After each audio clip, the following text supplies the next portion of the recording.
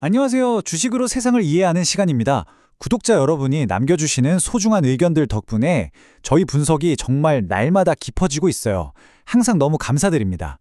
자, 오늘은 NH투자증권의 2026년 1분기 전망 보고서, 달러는 알고 있다를 가지고 왔는데요.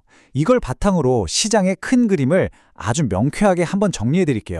본격적으로 시작하기 전에요. 늘 그렇듯이 안내 말씀 먼저 드릴게요.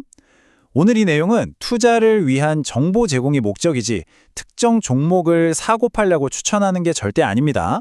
모든 투자 결정의 최종 책임은 투자자, 바로 여러분 자신에게 있다는 점 꼭 기억해 주세요. 자, 2026년 시장의 문을 여는 첫 번째 질문입니다. 글로벌 자금의 흐름을 가장 먼저 눈치채는 시장의 나침반, 바로 달러 아니겠습니까? 과연 이 똑똑한 달러는 새 시장에 대해서 우리에게 어떤 힌트를 주고 있을까요? 오늘 저와 함께 그 답을 한번 찾아가 보시죠. 오늘 우리가 살펴볼 순서는 이렇습니다.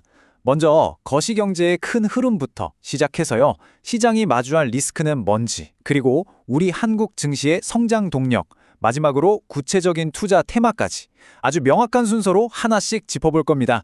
자, 그럼 본격적으로 한번 파헤쳐 볼까요?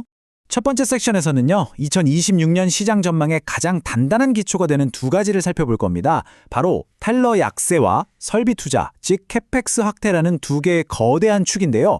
이 두 가지 힘이 어떻게 서로 맞물려 돌아가면서 시장 전체에 강력한 에너지를 불어넣었는지 그 원리부터 알아보겠습니다. 네, 바로 이겁니다. 이게 바로 NH투자증권 보고서가 제시하는 핵심 공식이에요. 기업들의 투자가 늘어나고 달러 가치가 안정되는, 즉 달러가 약세를 보이는 이 조합. 이건 역사적으로 주식시장의 거의 필승 공식 같은 거였습니다. 제 20년 가까운 경험에 비춰봐도요. 이 두 엔진이 함께 돌아갈 때 시장은 어김없이 뜨거워졌죠. 자, 이 차트 한번 보실까요? 왼쪽에 미국과 일본을 나타내는 막대는 위로 쑥쑥 올라가고 있죠. 반면에 오른쪽에 있는 중국의 투자는 감소세가 뚜렷합니다. 이게 뭘 의미할까요? 바로 글로벌 자금의 물줄기가 중국의 전통적인 굴뚝산업에서 벗어나서 미국과 일본이 주도하는 AI 인프라 같은 첨단 기술 분야로 방향을 완전히 틀었다는 걸 한눈에 보여주는 강력한 증거입니다. 그리고 또 하나의 아주 중요한 변화가 있습니다. 바로 미국 연준의 정책 전환인데요. 2025년까지는 시중에 돈을 쫙쫙 걷어들이는 양적 긴축, QT를 했다면 2026년부터는 단기 채권을 사들이는 지급준비금 관리 매입, RMP를 시작합니다. 물론 이게 막 돈을 푸는 양적 완화는 아니에요. 하지만 핵심은 더 이상 유동성을 적극적으로 흡수하지 않겠다는 신호를 시장에 주는 겁니다. 시장에 가해지던 압박이 슬슬 사라지는 거죠. 물론 이렇게 장밋빛 전망만 있는 건 아니죠. 시장에는 언제나 리스크가 존재하니까요. 이번 섹션에서는 2026년 시장을 위협할 수 있는 회색 코뿔소, 그러니까 눈에 뻔히 보이는 커다란 위협들을 우리가 어떻게 길들여야 할지 한번 분석해 보겠습니다. 회색 코뿔소라는 용어 혹시 생소하신 분 계신가요? 저 멀리서 코뿔소가 달려오는 게 뻔히 보이는데도 에이 설마 하다가 막상 코앞에 닥치기 전까지는 무시하다가 큰 충격을 받는 그런 명백하고 거대한 위협을 의미합니다. 갑자기 튀어나오는 블랙스완하고는 개념이 좀 다르죠. NH투자증권이 꼽은 2026년의 회색 코뿔소는 바로 이 네 가지입니다. AI 버블에 대한 우려, 미국의 관세 관련 판결, 연준 의장 교체 문제, 그리고 일본의 장기 금리 상승. 와, 이름만 들어도 시장을 한 번씩 크게 흔들 만한 굵직한 이슈들이죠. 하지만 여기서 중요한 건 시장이 이 코뿔소들의 존재를 이미 알고 있다는 겁니다. 바로 이 학습 효과가 핵심입니다. 시장은 2025년에도 비슷한 리스크들을 겪으면서 이미 내성이 생겼거든요.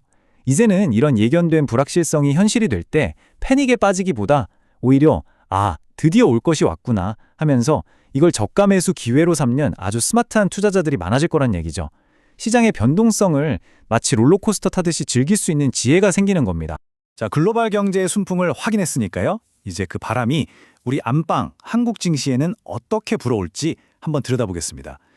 과연 2026년 코스피를 힘껏 밀어올릴 두 개의 강력한 엔진은 무엇일까요? 2026년 코스피의 상승 공식을 아주 간단하게 표현하면 바로 이렇습니다. 기업들의 실적, 즉 주당 순이익, EPS가 꾸준히 증가하고 여기에 기업 밸류업 프로그램이라는 정책 효과로 주식의 가치, 즉 멀티플이 재평가받는다는 거죠. 실적과 가치가 함께 오르는 정말 이상적인 그림입니다. 이보다 더 좋을 순 없겠죠? 이 밸류업이 그냥 말로만 끝나는 구호가 아니라는 증거가 바로 여기에 있습니다. 이사의 충실 의무가 회사가 아니라 주주 전체로 확대되고요. 대주주의 의결권을 제한하는 감사위원 분리 선출, 그리고 자사주를 사면 무조건 소각하는 걸 원칙으로 하는 제도 변화까지. 이 모든 게 우리 같은 소액주주의 권리를 강화하고 기업 가치를 실질적으로 끌어올리는 법적이고 제도적인 변화들입니다.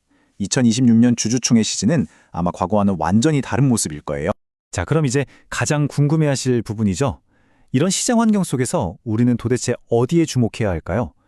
보고서가 제시하는 2026년의 핵심 투자 테마 3가지를 구체적인 종목과 함께 짚어보겠습니다. 첫 번째 테마는 두말하면 잔소리죠. 바로 AI 인프라입니다. 이 표에서 주가 수익 비율, PER을 한번 보시면 SK하이닉스가 6.9배로 여전히 매력적인 평가를 받고 있다는 걸 알 수 있습니다. AI 메모리 시장의 성장을 삼성전자와 SK하이닉스가 이끄는 건 이제 다 아는 사실이고요. 여기서 우리는 한 걸음 더 나가야 합니다. AI 데이터 센터가 늘어날수록 어마어마한 전력이 필요하거든요. 이걸 안정적으로 공급할 에너지 저장 장치, 즉 ESS의 중요성이 커질 수밖에 없겠죠. 바로 그 지점에서 LG 에너지 솔루션이 새로운 기회를 맞게 되는 겁니다. 두 번째는 정책의 바람을 타는 기업들입니다. 두산 에너빌리티처럼 정부가 직접 지원하는 기업은 물론이고요. 삼성생명 같은 전통적인 저평가주는 밸류업 프로그램의 직접적인 수혜 대상이죠. 여기에 정부가 추진하는 배당소득 분리과세 같은 세제 혜택까지 더해지면 이들 종목으로 자금이 쏠릴 가능성이 아주 높습니다. 한편 APR 같은 고성장 기업은요, 정부가 코스닥 시장을 활성화하기 위해 육성하려는 스타 기업의 후보군이 될 수 있다는 점에서 또 다른 정책적 수혜를 기대해 볼 수 있겠죠. 마지막 테마는 바로 코스닥입니다. 정부가 코스닥 활성화 정책을 통해서 기관 투자자들의 자금이 코스닥으로 흘러들어올 수 있도록 길을 열어주고 있어요.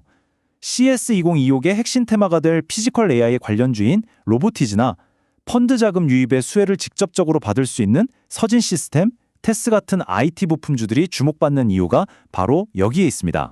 네, 이 한 문장이 오늘 분석의 핵심을 그대로 꿰뚫고 있습니다. 주주 가치를 높이는 상법 개정의 방향성도 AI 시대를 준비하는 기업들의 투자도 한번 시작되면 절대로 되돌릴 수 없는 거대한 흐름이라는 겁니다. 우리는 바로 이 비가역적인 변화의 물결에 올라타야 하는 거죠.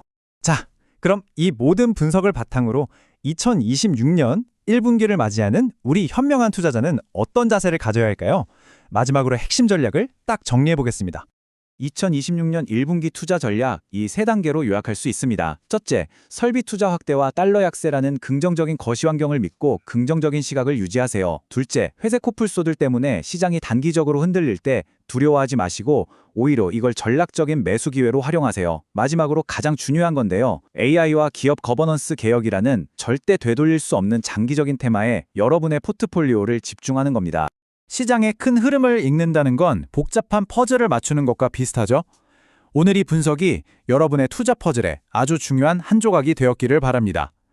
내용이 유익하셨다면 구독과 좋아요로 꼭 응원 부탁드릴게요.